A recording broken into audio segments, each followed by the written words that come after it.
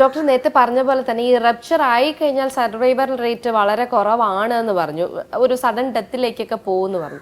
ഇപ്പൊ അങ്ങനെ ഒരു രീതിയിലേക്ക് എത്തുന്നതിന് മുമ്പ് നമുക്ക് ഏതെങ്കിലും രീതിയിൽ ഈ പേഷ്യന്റിനെ നമുക്ക് രക്ഷപ്പെടുത്തി എടുക്കാൻ സാധിക്കുമോ? ഇതിന്റെ ലൊക്കേഷനും മറ്റ് സ്വഭാവങ്ങളും രോഗിയുടെ മറ്റ് ഫീച്ചേഴ്സൊക്കെ വെച്ചിട്ടാണ് നമ്മൾ അടുത്ത് ഇയാൾക്ക് എന്ത് ചികിത്സ കൊടുക്കണം, എന്തായാലും അതിന് അന്യൂറിസത്തെ ടാക്കിൾ ചെയ്തേ പറ്റുള്ളൂ.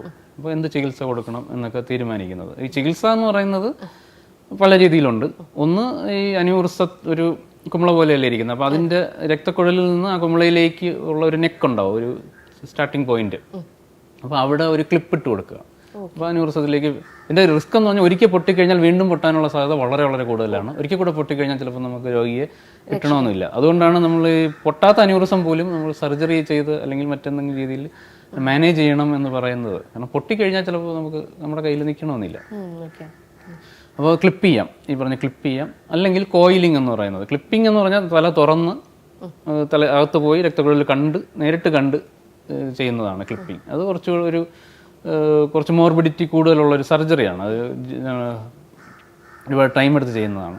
മറ്റൊന്ന് വെച്ചാൽ കോയിലിംഗ്, രക്തക്കുഴലിനകത്തൂടെ നമ്മൾ ഈ ആൻജിയോപ്ലാസ്റ്റി, ഹാർട്ടിനൊക്കെ ആൻജിയോപ്ലാസ്റ്റി ചെയ്യില്ല, രക്തക്കുഴലിനകത്തൂടെ പോയിട്ട് അതുപോലെ പോയി തലച്ചോറിനകത്തുള്ള രക്തക്കുഴൽ ആ ഭാഗത്ത് ചെന്ന് അകത്തൊരു കോയിൽ, മെറ്റൽ കോയിലിട്ട് അടച്ചു വയ്ക്കും.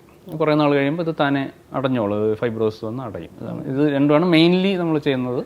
പിന്നെയും വേറെ ഉണ്ട്, ലൊക്കേഷൻ അനുസരിച്ച് ഈ കോയിലിംഗ് ഒന്നും ചെയ്യാൻ പറ്റാത്ത ഏരിയകളുണ്ടാവാം, അല്ലെങ്കിൽ വലിയ അന്യൂറിസം, ജയന്റ് അന്യൂറിസം എന്നൊക്കെ പറയുന്നത്, അല്ലെങ്കിൽ ഈ പറയുന്ന നെക്ക് ഭയങ്കര വൈഡായിട്ടിരിക്കും. അപ്പം അതിലൊന്നും കോയിൽ ഇട്ട് കഴിഞ്ഞാൽ കോയിൽ ഇളകി പോകും. അപ്പം അങ്ങനെയുള്ള സ്ഥലങ്ങളിൽ വേറെ ചില ഫ്ലോ ഡൈവർട്ടർ എന്നൊക്കെ പറയുന്ന അല്ലെങ്കിൽ സ്റ്റെൻഡ് അസിസ്റ്റഡ് കോയിലിംഗ് എന്നൊക്കെ പറയുന്ന കുറച്ചുകൂടെ അഡ്വാൻസ്ഡ് ആയിട്ടുള്ള ചികിത്സ കൊടുക്കാൻ പറ്റും.